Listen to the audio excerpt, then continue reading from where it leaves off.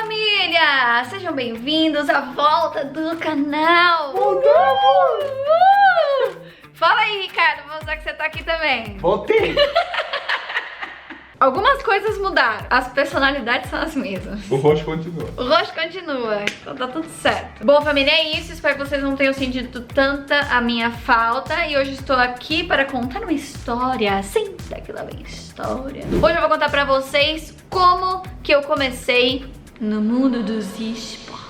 Bom, família, além do vídeo que eu já tinha feito há um ano atrás sobre as dúvidas que eu tinha da continuação aqui do canal no YouTube, bom, essa dúvida continuou por mais um ano e é por isso que nós ficamos parados, mas agora acredito que a gente tá indo por um caminho que eu tô me sentindo mais confortável, mais feliz de poder trazer pra vocês mais sobre a minha história e mais dicas sobre o mercado competitivo e como ser um profissional dessa área.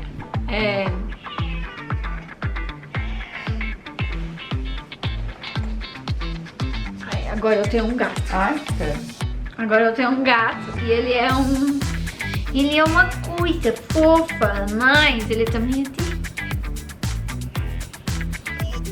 Bom, vamos lá. Na verdade, esse processo até eu ter uma carreira profissional, o comecinho mesmo, meu primeiro contrato foi um pouco mais de 2 anos aí de estrada de não ganhar nem R$1, assim, né? E nem um pãozinho. Nem um pãozinho, nem um lanche, nada. Nem um auxílio transporte, vale transporte, nada. Mas primeiro o motivo pelo qual eu quis ir pra essa área, né? Diferente de muita gente hoje em dia que cresceu acompanhando esse meio e que pode olhar outras pessoas, ver que elas têm essa profissão e quem sabe sonhar com elas, eu não tive essa oportunidade. Então, apesar de eu sempre ter tido contato com games a minha vida inteira e até acompanhar um cenário competitivo na época, eu nunca tinha considerado os games como uma carreira, nem como uma possibilidade, como nada. Então, por isso, quando terminei o ensino médio, eu não sabia o que eu queria fazer da minha vida. Eu sabia que eu gostava de matemática, eu gostava muito de exatas, mas eu tinha trabalhado com meu pai na época do meu ensino médio e eu odiava o que eu fazia. Amo você, pai, mas eu detestava aquilo demais. E eu sentia que eu detestava tanto porque eu fazia a mesma coisa todo santo dia. Eu achava isso muito chato. Então, quando eu olhava para as exatas, eu pensava assim, eu acho que eu não vou aguentar fazer conta todo dia da minha vida. Então, do que adianta eu ir para alguma área da matemática? Acho que não vai adiantar nada. Então eu terminei o ensino médio, até tentei entrar numa faculdade pública lá para fazer tipo canto, nada a ver uma coisa com a outra. Então tá bem. E super. Dá uma palhinha pra gente. Não.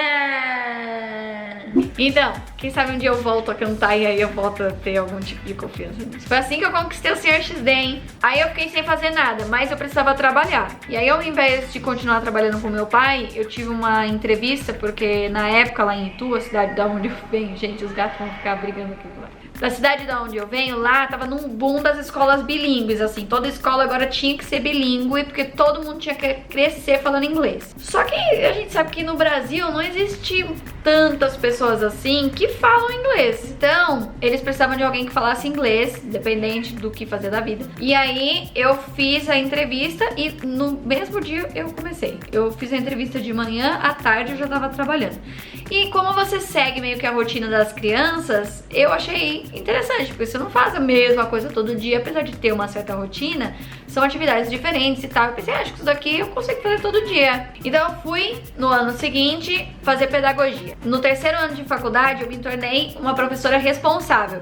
Não era professora, porque eu não podia passar o currículo normal, porque eu ainda não tinha meu diploma. Mas eu me tornei responsável pelas crianças que ficavam o dia todo na escola. E aí eu odiei. Achei que eu ficava levando desaforo pra casa, tomando pito por conta de trabalho dos outros, porque eu era responsável, né? E aí, às vezes, você fazia tudo certo e ainda assim tinha um pai que reclamava, e a escola, como era particular, né? Dava, né, a razão pro pai, tentava resolver, enfim, tentava arranjar um meio termo. Não é ruim isso da escola, mas eu não tava achando legal. Não era pra mim. Então eu descobri mais um problema no meu mix de preocupação. Primeiro, a preocupação era eu aguentar fazer todo dia, não fazer exatamente a mesma coisa. Mas agora eu tinha preocupação de que eu tinha que gostar o suficiente, ou pelo menos ganhar o suficiente, pra valer a pena ficar tomando pito e enfrentando os problemas que todo lugar tem. E foi aí que eu pensei, vou fazer uma medicina? Vou fazer uma advocacia? Não também. Então acho que o lado do dinheiro não vai me adiantar. Então tinha que ser alguma coisa que eu gostava. E o que eu gostava? Eu gostava de cantar, de coisa... Nunca tava bem, eu gostava. E eu gostava de jogo. Então eu olhei, naquela época eu jogava League of Legends já fazia uns 5 anos e eu acompanhava o CBLOL já fazia uns 3. Então eu comecei a olhar para as possibilidades em torno do game, principalmente em torno do League of Legends, já que era o jogo que eu jogava e tinha bastante conhecimento. E aí eu percebi que no CBLOL não tinha nenhuma mulher lá no CBLOL. Então eu vi ali um espaço que eu poderia ocupar. O pensamento foi tipo, não tem nenhuma representatividade feminina lá, pois então eu vou lá e eu serei essa representatividade. Então eu comecei a estudar pra tentar ser comentarista de League of Legends. E quando eu comecei a procurar as oportunidades, era muito difícil, porque era um cenário competitivo já solidificado. Então muita gente ou já estava lá, ou estava tentando e tinha começado a tentar na minha frente. Então a fila tava longa. Nesse meio tempo, o Overwatch foi lançado. Aí um amigo meu me mostrou o Overwatch, me deu o jogo e falou, olha, esse daqui é o jogo que a Blizzard tá lançando agora e tá falando que vai ser um esporte eletrônico. E a Blizzard sempre foi conhecida pelos seus jogos gigantescos, mas péssimos em quesito de competitivo. Mas quando eles lançaram o Overwatch com esse objetivo, a gente pensou, talvez não é que a Blizzard fosse ruim de criar um cenário competitivo, talvez eles só não quisessem. Então agora vai dar certo, agora esse daqui é o caminho, esse daqui é o jogo, hein? Esse é. E aí eu gostei do jogo também, então eu comecei a estudar. E eu tinha na minha mão um cenário já solidificado, muito difícil de entrar, mas se entrasse eu já sabia onde eu podia chegar no CBLOL. E um outro cenário de fácil entrada, pelo menos eu achava, né, que eu não sabia o que ia dar, porque eu não tinha nada ainda. Mas eu sou ambiciosa demais pra ficar esperando, então eu fui estudar Overwatch. E aí quando eu me senti pronta pra comentar Overwatch, na época eu tava querendo ser comentarista, e aí eu comecei a entrar em grupos de Facebook, onde a galera normalmente divulgava campeonatos amadores, que eles mesmos faziam, assim, com a comunidade. E aí eu entrava em contato com o organizador e perguntava assim, tá precisando de comentarista? Normalmente eles não me respondiam. Normalmente não respondia, ou respondia e depois parava de responder. Então foi bem mais difícil do que eu imaginava, assim, não consegui as oportunidades, porque eu entrei quando o Overwatch foi lançado. Só que antes do Overwatch ser lançado, ele teve uma fase de beta que outras pessoas já estavam fazendo narração e comentário nessa fase de beta. Então quando o jogo foi lançado, a galera que fazia campeonato já chamava eles, até porque era fácil, entendeu? Já era dupla, já era o narrador e o comentarista. Então não tinha preocupação pro organizador procurar a outra parte da dupla. No meu caso, por exemplo, se eles me aceitassem como comentarista, eles iam ter que ir atrás de um narrador, porque eu não tinha dupla. Então foi muito mais difícil do que eu imaginava, e o único campeonato que tinha na época que não usava essa dupla era o próprio organizador lá como narrador e um comentarista. Mas aí ao invés de usar um comentarista diferente, usava um outro comentarista lá, entendeu? Mas eu também era louca, porque eu queria que a pessoa me desse a oportunidade, assim, simplesmente acreditando na minha palavra, porque ela não tinha como saber se eu era boa ou não. Nunca tinha feito campeonato antes, não gravei um vídeo, entendeu? Pra mostrar o que eu queria fazer, nada, eu só entrava em contato, a louca lá. Mas aí, o primeiro campeonato feminino foi divulgado no grupinho do Facebook, que eu ficava lá de zóio. Mas aí tava pedindo pras meninas se inscreverem como jogadoras. Aí eu entrei em contato, perguntei, posso me inscrever como comentarista? E também, né, ia chamar mais quem? Não existia ninguém. Se eu não me engano, eu fui a primeira comentarista mulher a ser contratada por uma empresa, diretamente pela empresa do jogo. Então não existia ninguém mesmo como comentarista, não existia. E aí eu sabia que ali era o meu lugar, ali daqui ninguém casca, isso aqui é meu. E aí então a moça, né, falou, tá bom. E aí a gente foi atrás de uma narradora, mas não achamos ninguém. Então eu precisei fazer dupla com um rapaz. E por conta disso eu virei meio que a cara do campeonato, porque eu era a mulher no campeonato feminino na frente das câmeras, porque existia toda a staff, a organizadora e tal, e as jogadoras, mas todo mundo atrás das câmeras. Eu era a pessoa na frente das câmeras, a mulher lá representando. E foi um campeonato super legal, fazia lá do meu quarto, linda, com a cama atrás e meu edredom de piu-piu. É meu dedão favorito. Quando o Overwatch fez 1 ano, esse campeonato foi meio que reconhecido como o primeiro grande campeonato feminino, né? Na verdade, acho que o primeiro overall.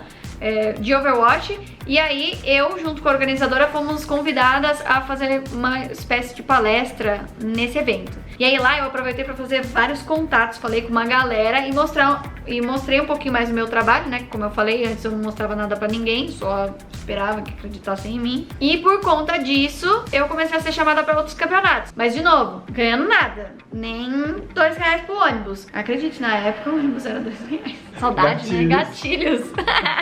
Nem R$2 pro ônibus, eu vim aqui para São Paulo para participar do evento, também tudo do bolso. Meu pai, fica aqui o agradecimento pro meu pai, que eu não fiquei lá na empresa dele, mas ele me levava pra cima e pra baixo ainda assim, coitado.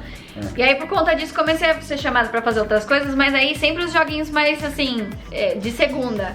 Então a outra dupla continuava firme e forte lá, mas eu com outro rapaz que tinha feito esse campeonato feminino, a gente era chamado para os outros jogos, que os outros dois não queriam fazer. Mas não tem problema, a gente fazia os jogos que davam pra gente, sem ganhar nada, estávamos felizes.